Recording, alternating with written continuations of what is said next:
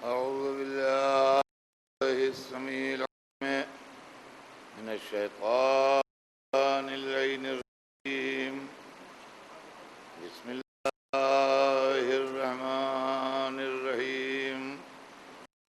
الحمد لله رب العالمين، والصلاة والسلام على سيدنا وشفيعنا أبي القاسم محمد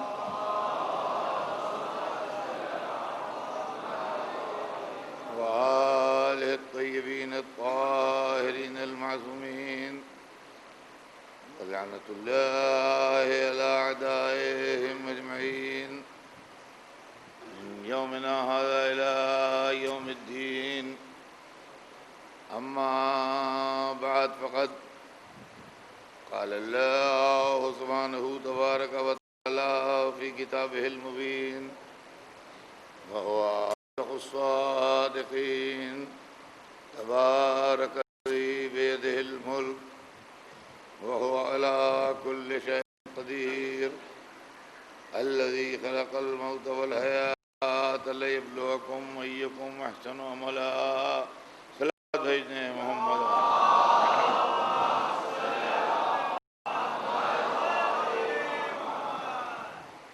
ارشاد رب العزت ہے کہ برکت والا ہے اللہ جس کے قبضے میں ملک ہے اور وہ ہر شے پر قادر ہے. وہ اللہ جس نے موت اور زندگی کو پیدا کیا تاکہ تم کو آزمائے کہ تم میں بہترین عمل کون کرتا ہے. عزیزان گرامی، میں نے اس عشرہ مبارک میں آپ کے سامنے جو موضوع چھیڑا اس کا عنوان تھا حکومت الہی. بات کا خلاصہ یہ ہے، بات کی سمری یہ ہے کہ حکومت اللہ کا حق ہے کہ بندے کا حق ہے. اسلامی نقطہ نظر سے حاکم کون ہے؟ اللہ حاکم ہے کہ ہم حاکم ہیں؟ اگر ہم حاکم ہیں تو انتخاب بھی ہم کریں گے، اور اگر اللہ حاکم ہے تو انتخاب بھی اللہ کرے گا. ابھی بہت دنوں پرانی بات نہیں ہے، دو چار اس زمانے کے بڈھے ابھی زندہ ہیں. جب ہندوستان پر انگریزوں کا قبضہ تھا تو ہندوستان میں الیکشن نہیں ہوتے تھے. ہندوستانیوں کو الیکشن کر کے اپنے نمائندے، اپنے ریپرزنٹیٹیو چننے کا حق نہیں تھا. گورنر انگلینڈ سے آتے تھے، وائسرائے انگلینڈ سے آتا تھا، حکومت کرنے والے لوگ جو تھے وہ انگلینڈ سے آتے تھے، جو آن کے یہاں حکومت کرتے تھے. کیوں ایسا تھا؟ ایسا اس لیے تھا کہ بادشاہت ہندوستان کی برطانیہ کے پاس تھی. لوگوں نے پروٹیسٹ کیا، موومنٹ چلا، کوشش ہوئی، برطانیہ نے اس ملک کو آزاد کر دیا. جب برطانیہ نے اس ملک کو آزاد کیا تو ہندوستان میں الیکشن ہوتے ہیں، ہندوستان میں پارلیمنٹ بن گئی، ہندوستان میں جو اسٹیٹ ہیں اس میں الیکشن ہوتے ہیں اور اسٹیٹ اسمبلیز بن گئیں. معلومات جس کا قبضے میں حکومت ہوتی ہے انتخاب کرنا اس کا حق ہوتا ہے. یہ میں نے آپ کو 8 دن تک، بلکہ آج 9ویں شب ہے، 9 راتوں 8 راتوں 9 راتوں آپ کو یہ سنایا ہے، اور مسلسل ریفرنس قرآن پاک سے دیے ہیں. حضرت آدم سے لے کے حضرت موسیٰ تک میں نے سلسلہ پہنچایا تھا. ہماری سمجھ میں ایک بات نہیں آتی، آپ ہمیں پوچھ کے بتائیے، یا کوئی عالم ہمیں بتائیں، یا کوئی مجتہد ہمیں بتائیں، یا کوئی بڑے اسکالر ہمیں بتائیں. آج تک اتنی عمر آ گئی ہماری سمجھ میں یہ نہ آیا کہ ہندوستان تو 15 اگست سن 1947 کو آزاد ہوا. سنیے گا ذرا، یہ میں خود آپ کے گھر کی مثال دے رہا ہوں، انڈیا کی. میں انڈین ہوں، یہاں سب انڈین بیٹھے ہیں، میں انڈیا کی مثال دے رہا ہوں کہ انڈیا جو ہے وہ برٹش رول سے 15 اگست 1947 کو 1947 میں آزاد ہوا. اس ڈیٹ کے اوپر آج بھی لوگ جشن مناتے ہیں، فلیگ ہاسٹنگ ہوتی ہے، سرکاری دفتروں میں چھٹی ہوتی ہے، اور اس دن سے ہندوستانیوں کو اس بات کا حق ملا کہ وہ اپنا ریپریزنٹیٹو چن لیں. سوال یہ پیدا ہوتا ہے میرا کہ اللہ نے اپنے بندوں کو کس دن آزادی دی ہے، کس ڈیٹ میں، کہ جس کے بعد سے وہ اپنے نمائندے خود منتخب کرنے لگیں اور نمائندہ الہی کو بھول جائیں. وہ ڈیٹ آپ ہمیں بتائیے، یا قرآن سے بتائیے، یا حدیث سے بتائیے، یا تاریخ سے بتائیے کہ وہ کون سی ڈیٹ تھی جس دن مسلمان آزاد کیے گئے، بندے آزاد کیے گئے، کہ تم جس کو دل چاہو منتخب کر لو، اب اللہ کا اس معاملے میں کوئی دخل نہیں ہے. ہم جو کہتے ہیں کہ علی کو اللہ نے منتخب کیا، وہ تو اسی پرانی روایت کی بنا پر کہتے ہیں. اب آپ پٹری بدل رہے ہیں تو ثبوت فراہم کیجئے کہ کس ڈیٹ میں اللہ نے کون سا اعلان کیا تھا. صلوات بھیجتے ہیں محمد.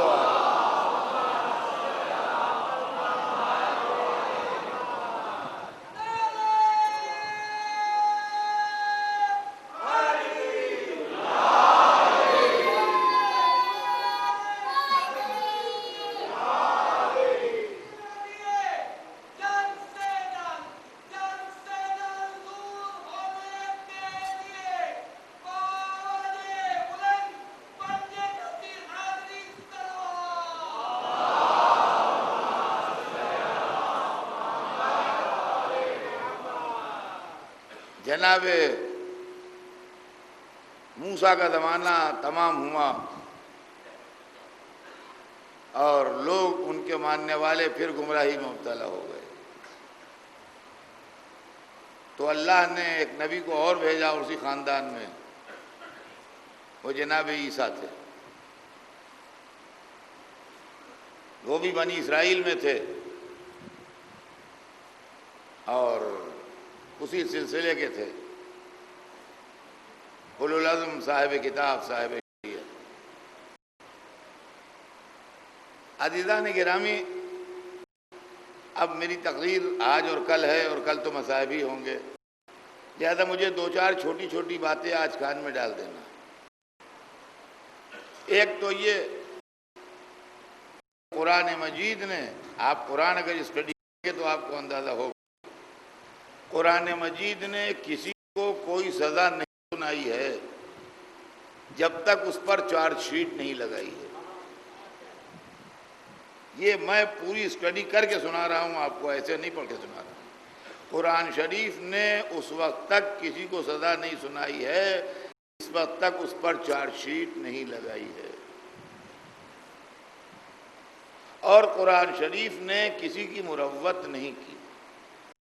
مسلمانوں کو بہت بڑی غلط فہمی پیدا ہو گئی ہے کہ ہم الگ ہیں اور بقیہ سب الگ ہیں. قرآن انسانوں کے لیے آیا ہے، مسلمانوں کے لیے نہیں. قرآن ایک دوا ہے بیمار انسانیت کی. دوا کسی خطے یا کسی علاقے یا کسی مذہب کے لوگوں کے لیے نہیں ہوتی ہے، دوا بیماروں کے لیے ہوتی ہے. اسلام کی بدنصیبی کا بہت بڑا راز یہ ہے، سنیے گا آپ، اسلام کی بدنصیبی کا بہت بڑا راز یہ ہے کہ قرآن نے جس کے لیے جو کہا، مولویوں نے بڑے ہوشیاری سے اس کو ڈائیورٹ کر دیا، کبھی کافروں کی طرف، کبھی یہودیوں کی طرف، کبھی عیسائیوں کی طرف، اور خود بھولے بنے بیٹھے رہے. ہم سے کیا مطلب؟ یہ آیت تو یہودیوں کے لیے ہے، ہم تو مسلمان ہیں، ہم سے کیا مطلب؟ یہ آیت تو عیسائیوں کے لیے ہے، ہم تو مسلمان ہیں، ہم سے کیا مطلب؟ یہ آیت تو مشرکوں کے لیے ہے، ہم تو اللہ کو ایک مانتے ہیں۔ اس کی مثال بالکل ایسے ہی ہے کہ جیسے ایک آدمی کسی ڈاکٹر کا دوست تھا تو اس کے چیمبر میں بیٹھتا تھا، جا کے وہاں مریض آیا کرتے تھے۔ ایک آدمی آیا جو ڈائبٹک تھا، تو ڈاکٹر اس کو سمجھانے لگا کہ کیا کیا کھاؤ، کیا نہ کھاؤ، کیا پرہیز کرو، کیا کرنا چاہیے تمہیں، کیا نہیں کرنا چاہیے۔ تو جب اس نے اپنا نام بتایا تو اس کے بعد لکھنے کے لیے تو ان ہندو تھا، تو ان سے لوگوں نے کہا تم کر بہت کھا رہے ہو، ذرا خیال کرو۔ کہنے لگے وہ ہندو کے لیے کہہ رہا تھا، ہم سے کیا تعلق ہے۔ دوسرا آیا، اس کی کڈنی گڑبڑ تھی، اس کو ڈاکٹر نے کچھ بتایا، اس نے اپنا نام کرسچین بتایا، ان کا وہ کرسچین ہے، ہم سے کیا مطلب۔ تیسرا آیا، وہ پارسی تھا، ان کا وہ تو پارسی ہے، ہم سے کیا مطلب۔ مطلب یہ کہ ان سے کوئی مطلب ہی نہیں ہے، ہر معاملے میں دوسروں سے مطلب۔ یہی وہ مصیبت تھی جس نے آج اسلام کو برباد کر دیا۔ کیوں؟ اس لیے کہ اگر اللہ کے بنائے ہوئے رہبروں کے ساتھ ہوتے تو یہ بات نہ ہوتی۔ انہوں نے اپنے رہبر اپنے مطلب سے خود منتخب کر لیے، ان کے رہبر انہی کے مطلب کی کہتے رہے، ان کے خلاف نہیں بولے، اور وہاں ہم نے یہ مسئلہ ہوا۔ تو جناب موسیٰ کی امت سے مسلمانوں کی کھٹکی رہی۔ آج یہودی کہتے ہیں صاحب مسلمان تو ہر جمعے میں یہودیوں کو برا کہتے ہیں۔ آپ جمعہ پڑھیے، مثلا الذی حمل التوراۃ ثم لم یحملوها، آپ کو تو نہیں یاد ہوگا، جمعہ پڑھتے ہیں ماشاءاللہ۔ پڑھیے سورہ جمعہ۔ ان کا صاحب ہر جمعے میں یہودیوں کو برا کہہ رہے ہیں۔ ہم نے کہا یہودیوں کو نہیں برا کہہ رہے ہیں، نالائق انسانوں کو برا کہا جا رہا ہے۔ کہا یہ کیسے؟ میں نے کہا کہ یہ ملاحظہ کر لیجئے آپ کہ باپ نے بیٹے کو تعلیم دلانے کی کوشش کی، اچھے سے اچھا ٹیوٹر رکھا، اچھے سے اچھی کتابیں منگا کے دیں، اچھے سے اچھی فیسلٹیز دیں، اچھے سے اچھا کھانے پینے کا اور رہنے کا انتظام کیا، اس کے بعد بھی اس نے ایک حرف پڑھ کے نہیں دیا۔ تو کیا باپ کو یہ حق نہیں پہنچتا کہے کہ بہت گدھا ہے، بہت نکما ہے، بیوقوف ہے جس نے کچھ نہیں کر کے دیا؟ میں نے کہا اللہ نے موسیٰ کی امت کو موسیٰ جیسا نبی دیا، تورات جیسی کتاب دی، شریعت دی، کھانے پینے کے لیے من و سلوہ بھیجا، ہدایت کے لیے رہبر بھیجے، پھر وہ وہیں کے وہیں پر رہے۔ تو اگر ان کا خالق ان کو نالائق کہہ رہا ہے تو بگڑنا ہی کون سی بات ہے؟ اس کے اندر مسلمانوں کا کیا تعلق ہے؟ اور میں نے کہا آپ نے آدھا سورہ جمعہ پڑھا ہے تعصب سے، پورا سورہ جمعہ پڑھنے سے سمجھ میں آئے گا۔ اس کے بعد اللہ نے مسلمانوں کو ڈانٹا ہے۔ جب یہودیوں کو ڈانٹ چکا تو قرآن میں مذہب کی بنیاد پر نہیں ڈانٹا جاتا، کیریکٹر کی بنیاد پر ڈانٹا جاتا ہے۔ اس کے بعد مسلمانوں کو ڈانٹا ہے۔ یہ ترقو کا قیمہ کس کے لیے ہے؟ کہ یہ نماز میں رہو تجارتاً اور لہواً، یہ نماز جمعہ پڑھنے کون آتا ہے؟ یہودی آتے ہیں کہ عیسائی آتے ہیں کہ پارسی آتے ہیں؟ نماز جمعہ پڑھنے تو مسلمان ہی آتے ہیں۔ تو قرآن انہی کے لیے تو کہتا ہے کہ یا تجارت میں یا کھیل کود میں، بھائی دو ہی باتیں ہیں، یا تو بازار کا بھاؤ اتنا اوپر گیا یا اتنا نیچے گرا، ادھر رتن، اور یا بھیا کرکٹ ہو رہی ہے اور 5 باقی ہے بال اور 1 ہم نے اڑا دیا چھکا۔ ادھر رتن اور لہون، یا تجارت یا تو ترقو کا قائمہ آپ کو چھوڑ کے چلے جائیں گے۔ تو مسلمانوں کو نہیں کہا قرآن نے، خالی یہودیوں کہا۔ اس لیے کہ جمعہ پڑھنے مسلمانوں کے سوا کوئی دوسرا نہیں آتا ہے۔ اگر یہودیوں کے خلاف کہا ہے تو مسلمانوں کے خلاف بھی تو کہا ہے۔ مگر ایک بات کا اندازہ ہمیں ہو گیا کہ خالی میدان ہی میں رسول کو نہیں چھوڑتے تھے، نماز میں بھی چھوڑ کے چلے جایا کرتے تھے۔ صلوات بھیجتے ہیں محمد۔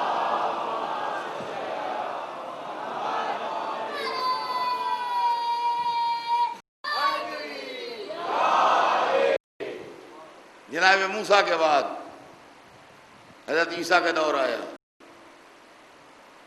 اور حضرت عیسیٰ کی آمد سے پہلے قرآن نے عیسیٰ کی آمد کے تمام واقعات کو ذکر کرنا شروع کیا، اور قرآن نے تصویر بنائی کہ ایک بیوی، بڑی مقدس و پاکیزہ بیوی، تنہائی میں بیٹھی ہوئی اللہ سے باتیں کر رہی ہے، اور کہہ رہی ہے کہ پالنے والے، میں نے یہ نذر مانی ہے کہ بچہ جو میرے یہاں پیدا ہونے والا ہے اس کو میں تیرے گھر کی خدمت کے لیے وقف کر دوں، یہ نذر مانی۔ یہ ایک آواز قرآن نے سنائی، اور تھوڑی دیر کے بعد ایک دوسری تصویر دکھائی، ایک بیوی پیدا ہوئے بچے کو لیے بیٹھی ہے اور آسمان کو دیکھ رہی ہے، کہتی ہے اللہ تو دلوں کے راز کا جاننے والا ہے، تو سب باتوں سے واقف ہے، تجھے تو معلوم ہے کہ میں نے کیا نذر مانی تھی۔ میں نے تو یہ مانا تھا کہ اس بچے کو اللہ کی راہ میں نذر کر دوں گی، گھر کی خدمت کرے گا، یہ تو لڑکی پیدا ہو گئی، میں کیا کروں، اپنی نظر کیسے پوری کروں، لڑکی لڑکے کی جیسی نہیں ہوتی۔ اور ایک آواز آ رہی ہے جس کا بولنے والا سونا دکھائی نہیں دے رہا ہے کہ ہم اسی کو قبول کریں گے۔ یہ بھی آواز آ سکتی تھی کہ ہم نے قبول کر لیا، ثواب دے دیا، بس کافی ہے۔ یہ بھی آواز آ سکتی تھی کہ اب کی لڑکی دے دی، اب کی لڑکا دے دیں گے۔ نہیں، کہ ہم اسی کو قبول کریں گے، ہم نے اسی کو قبول کیا اپنے گھر کی خدمت کے لیے۔ اب جب اسی کو قبول کر لیا اپنے گھر کی خدمت کے لیے، تو اب یہ ہوا کہ اس کی نگرانی کون کرے گا، اس کو دیکھے والے گا کون؟ تو قرعہ ڈالا گیا۔ کمیٹی میں حضرت زکریہ بھی تھے جو نبی تھے، قرعہ ان کے نام نکلا، رشتے میں خالو بھی تھے وہ۔ تو وکفلھا زکریا، زکریا جناب زکریا نے ان کی کفالت کی، ان کی دیکھ بھال کی، نگرانی کی، اور اب وہ اللہ کے گھر میں رہنے لگیں، اور چونکہ اللہ کی مہمان رہنے لگیں لہذا جنت سے ان کے لیے پھل بھی آنے لگے۔ یہ سب قرآن میں لکھا ہے، اور عصمت مریم کی پاسداری مقصود تھی، اس لیے ہمیشہ بے فصل کے میوے آئے۔ اس وقت اگر بمبئی میں کسی کو 1000 روپے کا نوٹ بھی دوں کہ ایک الفانسو لے آؤ تازہ، 10,000 کی گڈی بھی دیجیے تو نہیں آ پائے گا، نہیں ہے اس وقت، فصل چلی گئی۔ مریم کے سامنے ہمیشہ وہ میوہ رکھا ہوا دکھائی دیا جو دور دور اس علاقے میں نہ ہو، تاکہ جن کے دل میں مرض ہے وہ یہ نہ سمجھیں کوئی انسان رکھ جاتا ہے۔ ہمیشہ بلا فصل کا میوہ ملا مریم کے پاس، معلوم ہے اللہ والوں کو جب ملتا ہے بلا فصل ملتا ہے۔ صلوات بھیجتے ہیں محمد وآلہ۔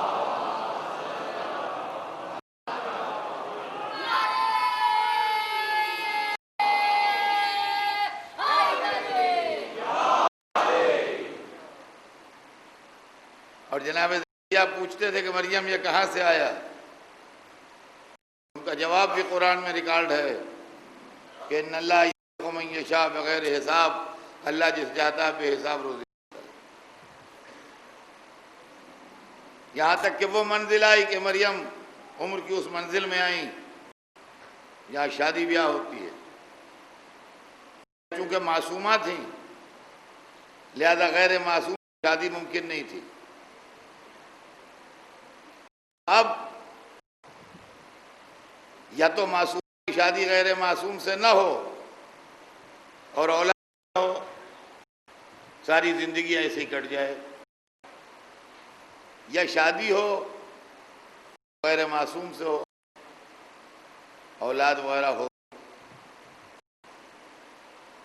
اللہ کو یہ منظور نہیں ہوا کہ معصومہ خاطی سے بیاہ جائے،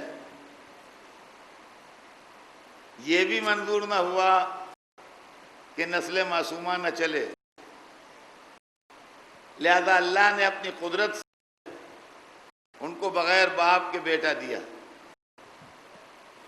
اور قرآن کہتا ہے کہ فرشتہ آیا ان کے پاس اور فرشتے نے آ کے ان کو جناب عیسیٰ کی بشارت دی، تو کہتی ہے معاذ اللہ، تم کیسی بات کرتے ہو، میرا جسم کسی انسان سے ٹچ نہیں ہوا، مس نہیں ہوا۔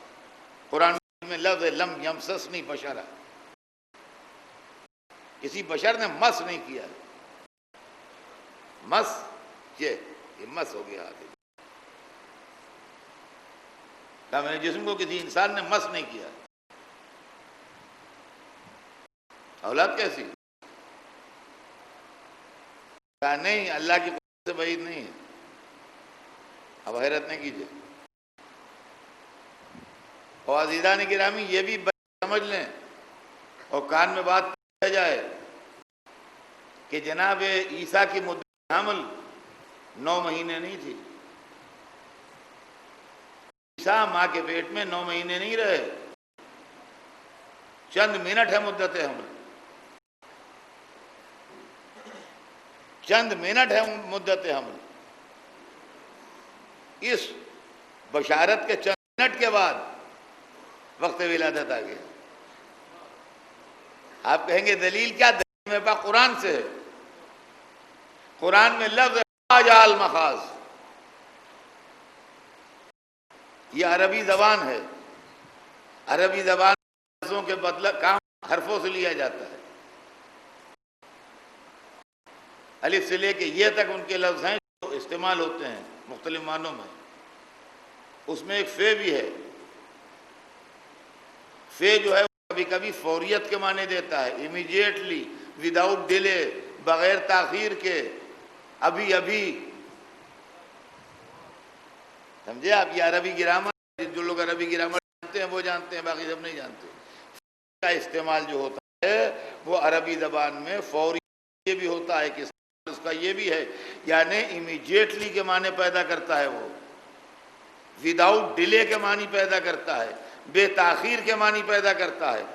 اور آپ الف سے لے کے یہ تک عربی حرفوں سے واقف نہیں ہیں، آپ کی زبان عربی نہیں، مجھے معلوم ہے میری زبان بھی نہیں ہے، لیکن اس فے سے جتنے یہاں بیٹھے ہیں سب واقف ہیں۔ خالی آپ بھول رہے ہیں، میں آپ کو تعارف کرا دوں، اس فے کو آپ پہچانتے ہیں۔ یہ فے وہاں بھی آیا ہے کہ من کن تو مولا ہو فہذا علی مولا۔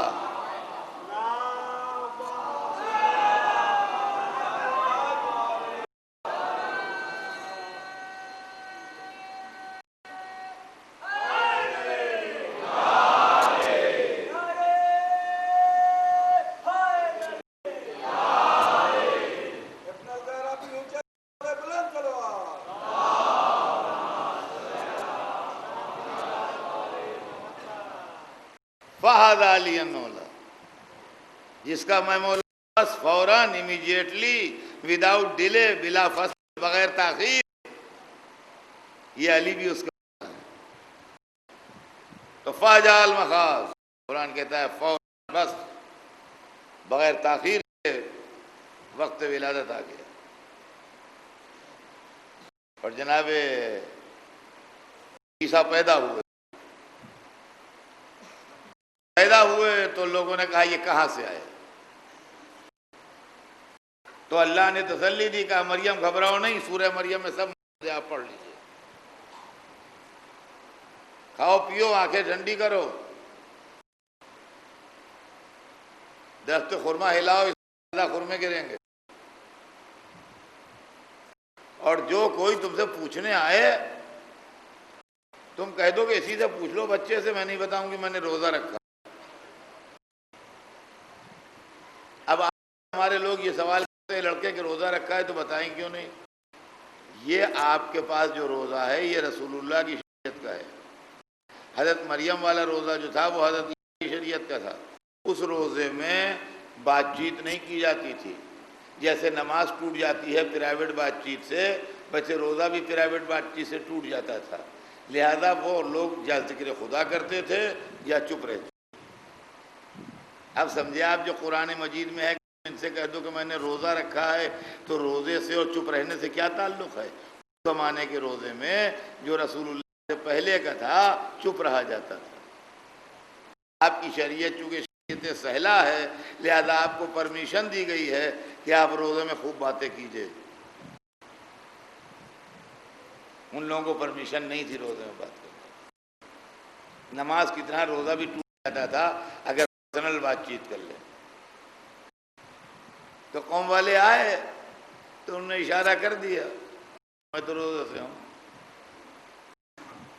انی نظرت للرحمن صوما، میں نے تو اپنے رب کا رحمان کے روزہ نظر کیا۔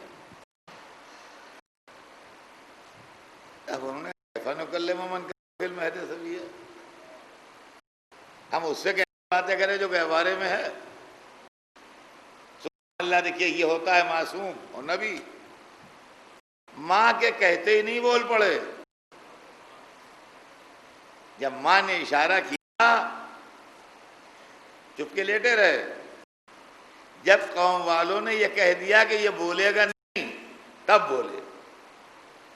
کالا، اب کہا انہوں نے انی عبداللہ، میں اللہ کا بندہ ہوں، اتانی الکتاب، مجھے کتاب دی گئی ہے، وجعلنی نبیا، اور مجھے نبی بنایا گیا ہے، وجعلنی مبارکا اینما کنت، اور میں جہاں بھی جاؤں مجھے مبارک قرار دیا گیا ہے، واوصانی بالصلاۃ والزکاۃ ما دمت حیا، اور مجھ کو نماز اور زکوٰۃ کی وصیت کی گئی ہے جب تک میں زندہ ہوں، وجعلنی برا لوالدتی ولم یجعلنی جبارا شقیا، مجھ کو اپنے والدہ کے لیے نیکوکار قرار دیا گیا ہے، جبار و شقی نہیں قرار دیا گیا ہے، والسلام علیہ یوم ولدت و یوم اموت و یوم ابعث حیا، میرے اوپر اللہ کا سلام ہے جس دن میں پیدا ہوا، مجھے موت آئے گی، اور جس دن میں دوبارہ زندہ کیے جاؤں گا روز قیامت۔ یہ اچھی خاصی لمبی ہے جو قرآن میں ڈالڈ ہے، یہ پیدا ہوئے یہ بول رہے ہیں۔ اور عزیزان گرامی ایک بات اور بھی کہہ چلوں، حالانکہ وہ اس موضوع سے الگ ہے تو الگ ہی صحیح، میں کہتا چلوں، ادھر ایک موومنٹ یہ بھی چل رہا ہے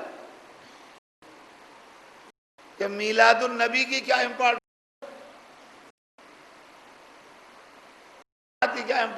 ہے، یہ تو کرسچنز کا ہے، اس سے کیا مطلب؟ اب پتہ نہیں قرآن کرسچین کا ہے کہ مسلمان کا ہے، کس کا۔ حضرت عیسیٰ جب پیدا ہوتے ہیں تو کہتے ہیں مجھ پر پروردگار کا سلام ہے جس دن پیدا ہوا میں، اس دن بھی سلام ہے جس دن مجھے موت آئے گی، اس دن بھی سلام ہے جس دن میں دوبارہ زندہ کیے جاؤں گا، یعنی روز قیامت۔ معلوم اللہ کے خاص بندے جو ہوتے ہیں وہ روز ولادت بھی قابل سلام ہوتے ہیں، روز وفات بھی قابل سلام ہوتے ہیں، روز قیامت بھی قابل سلام ہوتے ہیں۔ اب ہمیں ایک دلیل اور آتا گئی کہ ہم ولادت رسول کے موقع پر جو سلام کرتے ہیں یہ بھی سنت الہی ہے، اور شہادت حسین پر سلام کرتے ہیں وہ بھی سنت الہی ہے۔ صلوات بھیج دیں محمد وعلیہ۔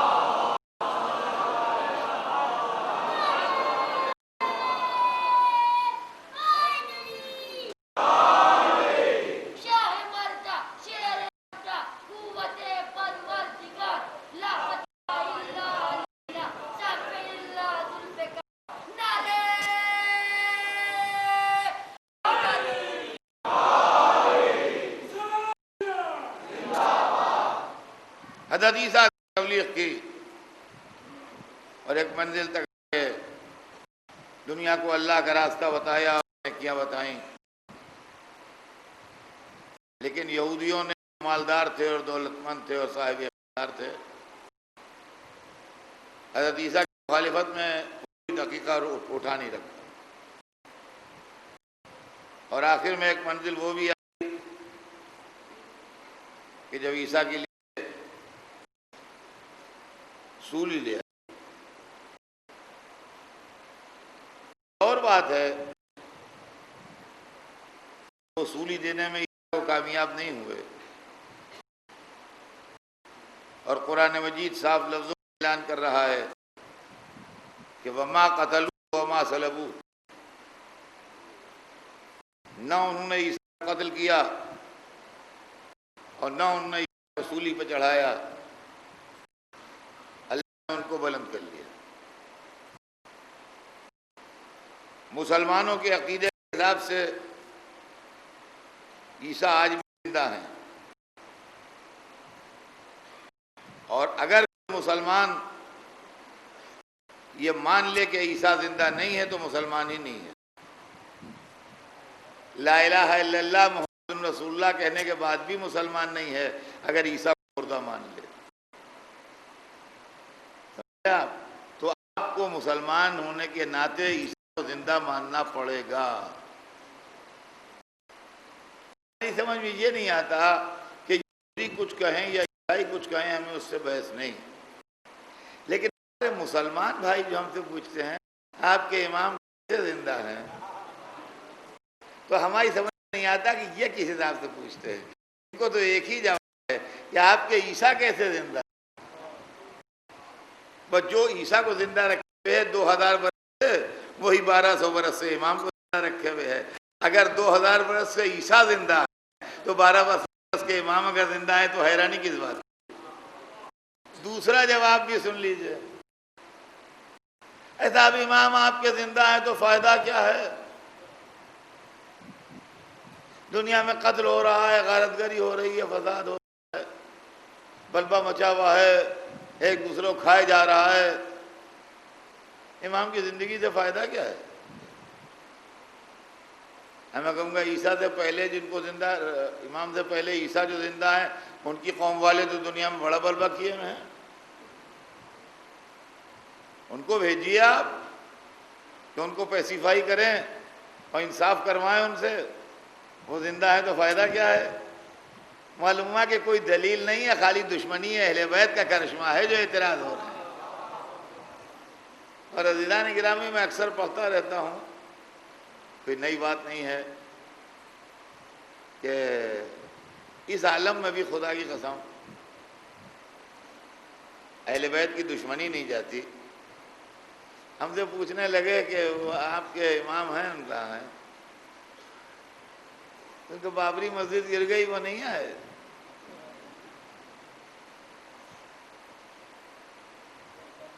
ان کا پوری بات کہیے کہ اگر ہوتے تو آتے، نہیں آئے کا مطلب ہی ہے کہ نہیں ہے۔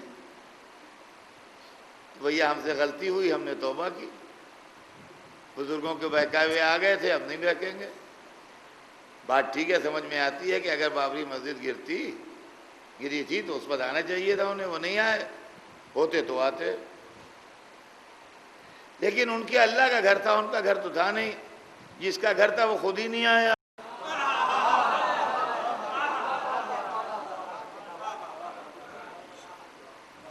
جس کا گھر تھا وہ خود ہی نہیں آیا۔ اب تھوڑا سا دو جملے ادھر بھی کچھ فرما دیجئے کہ اگر ہوتا تو آتا۔ اب بتائیے کیسی باتیں ہیں، کیسی باتیں ہیں کہ ہوتے تو آتے۔ بچایا وہاں جاتا ہے جہاں دین خطرے میں۔ یہ بات میں ایک دن پڑھ چکا ہوں کہ جناب ابراہیم کو بچا لیا اور جناب موسیٰ کے لیے انگارے ٹھنڈے نہیں ہوئے۔ آج اس کو دوسرے انداز سے سن لیجئے۔ جس سال رسول اللہ پیدا ہوئے ہیں، جب ہاتھیوں کا لشکر کعبے کو ڈھانے آیا تھا، تو اللہ نے کعبہ بچا لیا۔ قرآن مجید میں سورہ موجود ہے، سورہ فیل، کہ ابابیلیں آئیں، انہوں نے کنکریاں برسائیں، اور وہ ہاتھی اور ہاتھی کے سوار ایسے ہو گئے جیسے چبایا ہوا بھوسا، وجعلہم کعصف مأکول۔ اور اس واقعے کے 125 برس کے بعد جب یزید کا لشکر آیا ہے کعبے کو ڈھانے سن 63 ہجری میں، تو نہ ابابیلوں کا لشکر آیا، نہ یزید کے ہوا خواہوں پر پتھر برسے، خانہ کعبہ کے اوپر آگ کی بارش ہوتی رہی، پتھر گرتے رہے، خانہ کعبہ کا پردہ جل گیا، رکن یمانی منہدم ہو گیا، کعبے کے چاروں طرف لاشیں بکھری پڑی ہوئی تھیں اور کچھ نہیں ہوا۔ وہ اللہ جس نے ابرہے کے مقابلے میں ابابیلیں بھیجی تھیں، یزید کے مقابلے میں لشکر کیوں نہیں بھیجا؟ اس وقت اسلام آیا نہیں تھا، اگر کعبہ منہدم ہو جاتا تو مذہب کا نقصان پہنچتا۔ اب اسلام آ چکا تھا، اب ظالم کا چہرہ ایکسپوز ہونا تھا کہ دیکھو حسین کا قاتل کیسا ہوتا ہے، پہلے حسین کو قتل کرتا ہے، پھر مسجد کو برباد کرتا ہے، پھر کعبے تک پہنچ جاتا ہے۔ یہ مسئلہ ہے۔ تو اللہ نے حضرت عیسیٰ کو آسمان پر بلند کر، اور اس کے بعد اپنے حبیب کو بھیجا، اور انہوں نے آن کے انسان کو انسان بنایا، غیر مہذب قوم کو تہذیب سکھائی، جاہلوں کو علم دیا، جو بکھرے ہوئے تھے ان کو آرگنائز کیا۔ یہ رسول اللہ کے جانے کے بعد سارے پاورز امت کے ہاتھ میں کیسے آ گئے؟ یہ چیز مجھے کھلتی ہے کہ حضرت آدم کے جانے کے بعد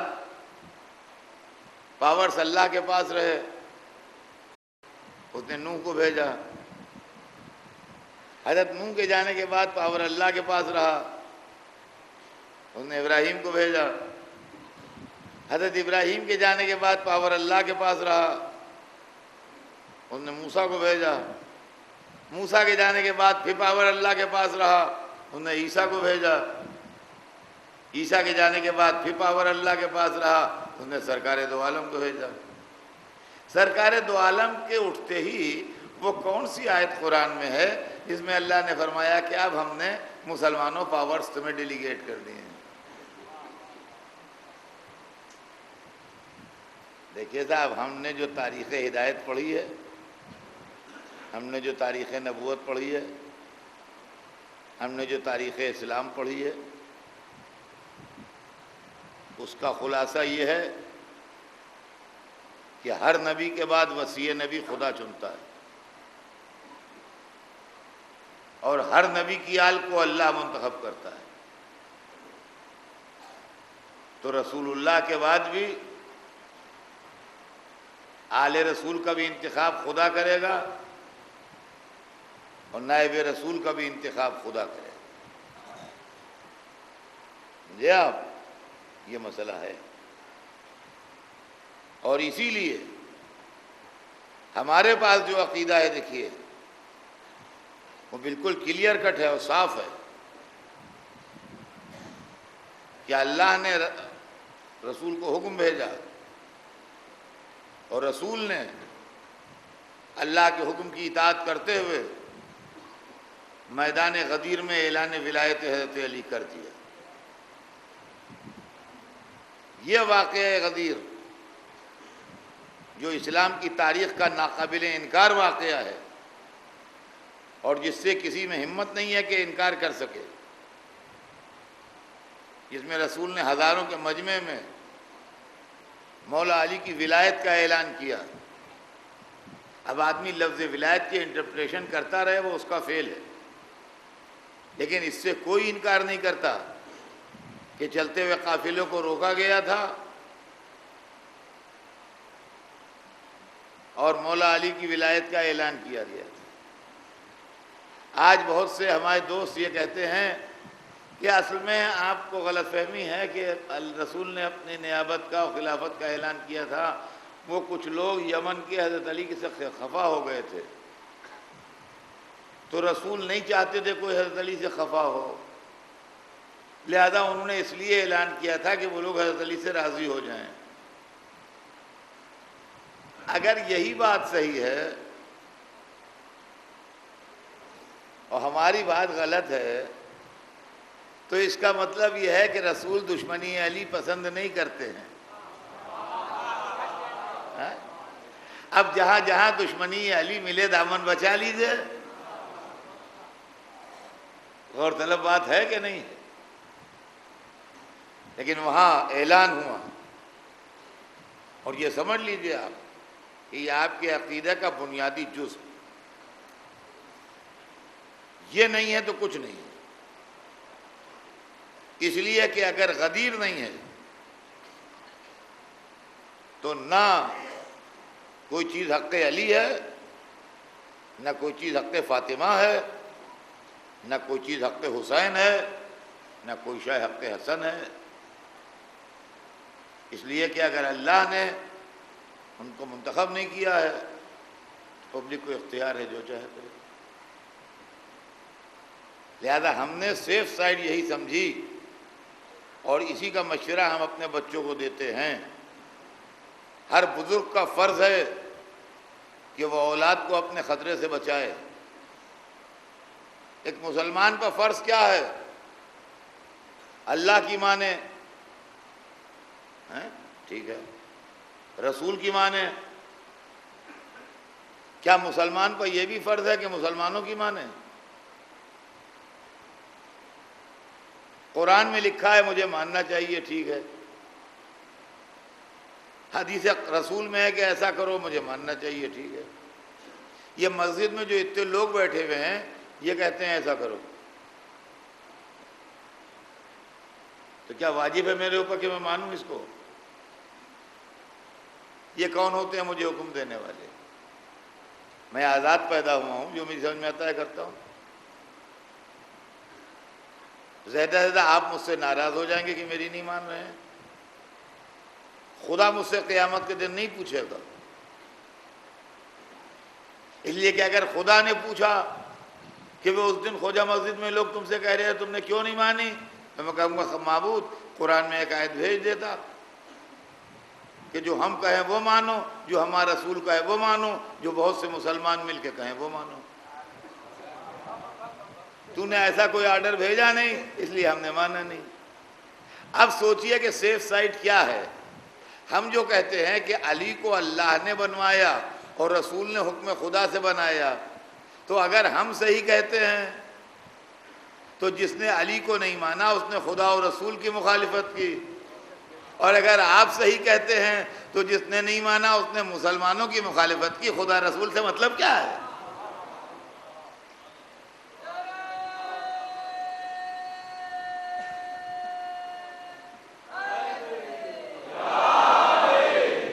تو عزیزان گرامی، بس یہ ذہن میں رکھیے گا کہ غدیر جو ہے حق علی، یہ ہر بچے کے ذہن میں دل نشین ہونا چاہیے حق علی کہ یہ کیا ہے اور اس کی اصلیت کیا ہے۔ اس لیے کہ یہ اسی روش پر اور اسی اصول کے اوپر کام ہو رہا ہے جس اصول پر آدم سے لے کے سرور کائنات تک ہوا ہے، اور اس کے اندر کہیں سے کہیں تک کوئی لائن بدلی نہیں۔ اب یہ کہ دنیا میں حکومتیں کدھر جاتی ہیں، اقتدار کدھر جاتے ہیں، اس سے ہمیں کچھ لینا دینا نہیں۔ ہمیں جو کچھ جھگڑا ہے دیکھیے وہ مذہبی قیادت سے ہے، ورنہ دنیا میں بہت سے بادشاہ ہوتے ہیں، ہم ہر بادشاہ کے پیچھے ڈنڈا لیے تھوڑی گھوما کرتے ہیں۔ جو اچھا کرے گا اچھا پائے گا، جو برا کرے گا برا پائے گا۔ ہم سے مطلب کیا ہے؟ آپ مذہبی قیادت کی دعوے داری نہ کیجیے۔ اور عزیزان گرامی، کاش لوگ تھوڑی دیر غور کرتے، دماغ استعمال کرتے اور سوچتے کہ وہ خلافت جو علی سے لی گئی اس کا انجام کیا ہوا۔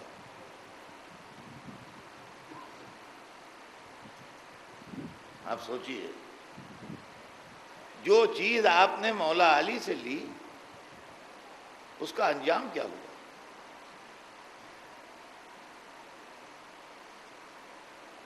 نااہلوں کے ہاتھوں میں پڑھ کے یزید تک پہنچی کہ نہیں؟ اگر یزید تک پہنچ گئی تو کس کی غلطی ہے؟ اور اگر تخت اقتدار پر یزید آ گیا تو ذمہ دار کون ہے؟ کیوں صاحب اتنی سی بات سوچنے کے لیے کوئی تیار نہیں ہے کہ تخت اقتدار پر یزید کیسے آ گیا؟ آج پولیٹیکل پارٹیز کمیشن بٹھاتی ہیں، غور کرتی ہیں یہ ہماری سیٹیں گھٹی کیسے اور سیٹیں بڑھی کیسے اور یہ کیسے ہوا وہ کیسے ہوا۔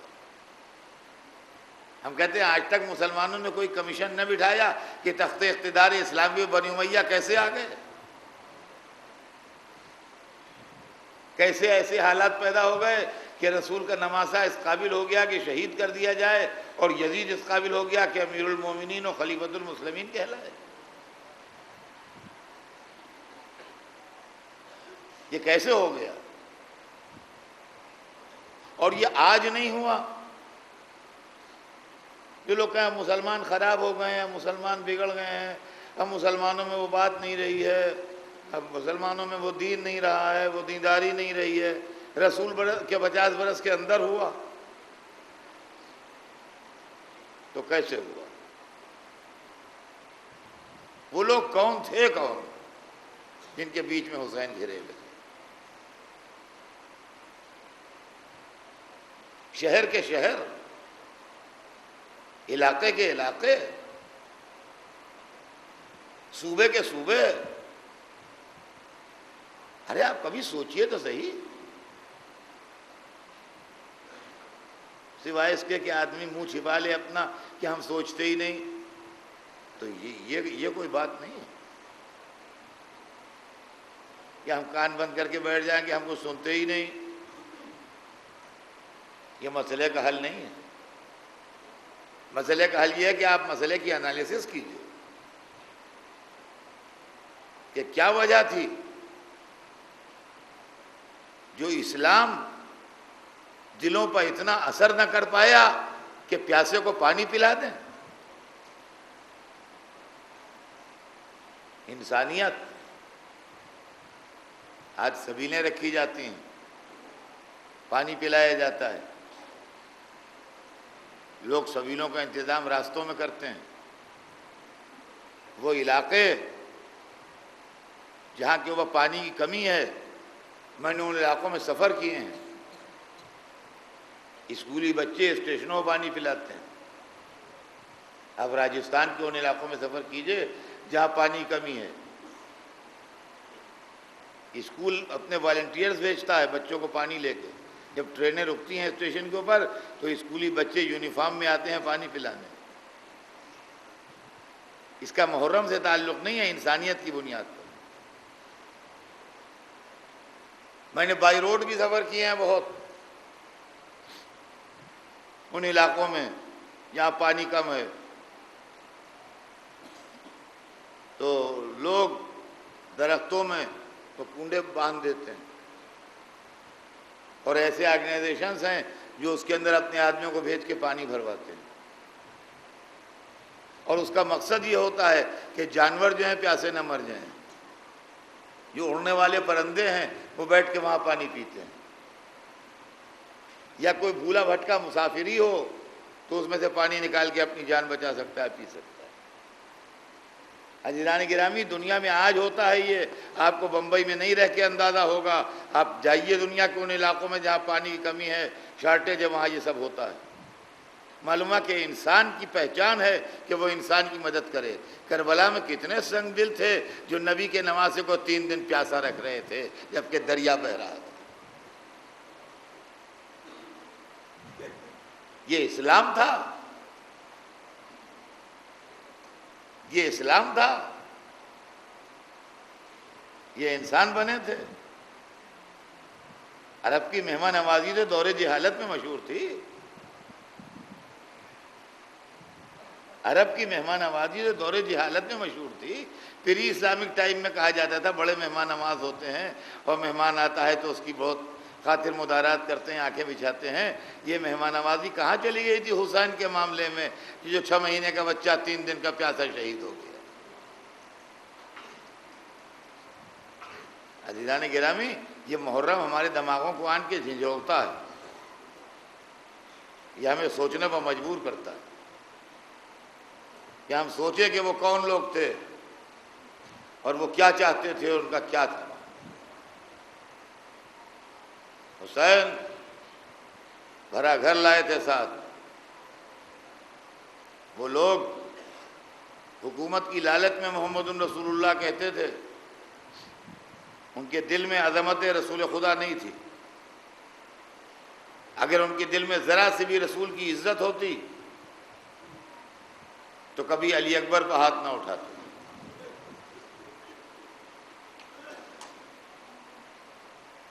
کیا قوم تھی مسلم قوم، جس کو اللہ نے اپنی رسول کی صورت کا ایک نوجوان دیا تھا، اور کتنے بد نصیب تھے وہ مسلمان جنہوں نے تصویر رسالت کو تلواروں سے ٹکڑا کر دیا۔ عزیزان گرامی، آج نویں رات ہے۔ آج کی رات اب جناب لیلہ کو ان کے 18 برس والے کا پرسہ دیتے ہیں۔ ہماری جانیں نثار ہو جائیں اس نوجوان پر جس کو رخصت کرتے وقت امام علی مقام فرما رہے تھے کہ پالنے والے اس قوم کے ظلم پر گواہ رہنا، تیری راہ میں مرنے کے لیے اس کو بھیج رہا ہوں جو صورت میں، سیرت میں، رفتار میں، گفتار میں تیرے پیغمبر سے مشابہ ہے۔ تاریخ بتاتی ہے جب کوئی نہ رہا تو وہ 18 برس کا شہزادہ آیا جو تصویر رسالت تھا۔ تاریخ یہ بھی لکھتی ہے کہ جب عاشور کو سویرے لشکر تیار ہوا ہے تو سب سے پہلے حسین نے علی اکبر سے کہا تھا، تقدم یا ولدی، میرے بیٹے آگے بڑھ۔ اصحاب باوفا نے گردنوں پر تلواریں رکھ لی تھی، ہمارے سامنے آپ نہیں جا سکتے، آپ کا بیٹا ہماری موجودگی میں جائے، نام وفا ڈوب جائے گا، ہم یہ نہیں ہونے دیں گے، پہلے ہم جائیں گے۔ اسی مناسبت سے علی اکبر کو اول شہید کہا گیا ہے کہ منزل شہادت میں سب سے پہلے آئے۔ لیکن جب کوئی نہ رہا تو کہا بابا مجھے اجازت دیجیے، اور حسین نے بیٹے کو روکا نہیں، ہر ایک کو منع کیا، علی اکبر کو نہیں منع کیا، صرف ایک جملہ فرمایا کہ جاؤ بیٹا خیمے میں رخصت ہو۔ شہزادہ خیمے میں گیا، ماں سے کیا باتیں ہوئیں، پھوپھی کو کیسے راضی کیا، مجھے نہیں معلوم۔ مجھے اتنا معلوم ہے کہ شہزادہ نکلنا چاہتا تھا، خیمے کا پردہ اٹھتا تھا اور گرتا تھا، سیدانیاں روک لیتی ہیں، واہ علی اکبرہ، واہ حسینہ، واہ محمدہ۔ بار بار خیمے کا پردہ اٹھتا تھا اور گرتا تھا، علی اکبر نکلنا چاہتے تھے، بیبیاں روک لیتی تھیں۔ آخر میں روایت میں علی اکبر یوں نکلے جیسے بھرے گھر سے جنازہ نکل رہا ہے۔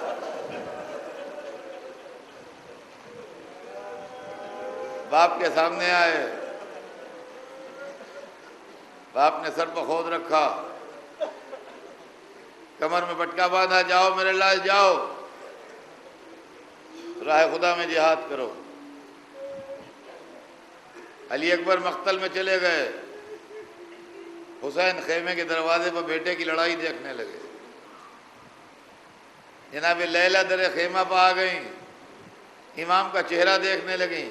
باپ ہیں، اگر بیٹے کے اوپر اثر پڑے گا، تلوار پڑے گی، زخمی ہوگا تو چہرے کا رنگ بدلے گا۔ ایک دفعہ بی بی لیلا نے دیکھا کہ چہرے کا رنگ بدلا، کہا مولا کیا میرے لال زخمی ہو گیا؟ کہا نہیں لیلا زخمی نہیں ہوا، ایک پہلوان آیا ہے لڑنے کے لیے، تمہارا بیٹا بھوکا پیاسا ہے، وہ سیر و سیراب ہے، جاؤ اپنے بیٹے کی کامیابی کی دعا کرو۔ ایلیجہ بی بی خیمے میں گئیں، سیدانیوں کو جمع کیا، ہاتھ اٹھائے، آواز دی، یا راد یوسف علی یعقوب، اے یوسف کو یعقوب سے ملانے والے، میرے علی اکبر کو مجھ سے ملا دے۔ اجرکم اللہ، آوازیں بلند ہیں آپ کی۔ ابھی اٹھے ہوئے دعا کے ہاتھ نیچے نہیں آئے تھے، دعا تمام نہیں ہوئی تھی کہ خبر آئی علی اکبر کامیاب ہو گئے، باپ سے ملنے آئے ہیں، در خیمہ پر کھڑے ہیں، ماں تڑپ کے آئی، دیکھتی ہے خون میں نہائے ہوئے، زرہ کی کڑیوں سے خون ٹپکتا ہوا، کہہ رہے یا بتا لتشقت قتلنی، بابا پیاس مارے ڈال رہی ہے،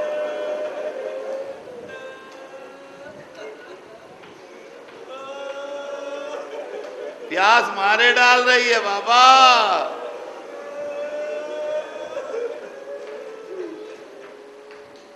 امام نے فرمایا بیٹا ان قریب تیرے دادا تجھے آب کوثر سے سیراب کریں گے۔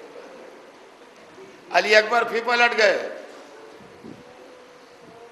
اب یہ بڑا سخت وقت تھا، حسین در خیمہ پر یوں کھڑے ہوئے جیسے کسی آواز کے انتظار میں ہوں، اور ادھر خیمے کے دروازے پر ڈیوٹی بدل گئی، جیسے لیلا خیمے کے اندر چلی گئیں، زینب خیمے کے دروازے پر آ گئیں۔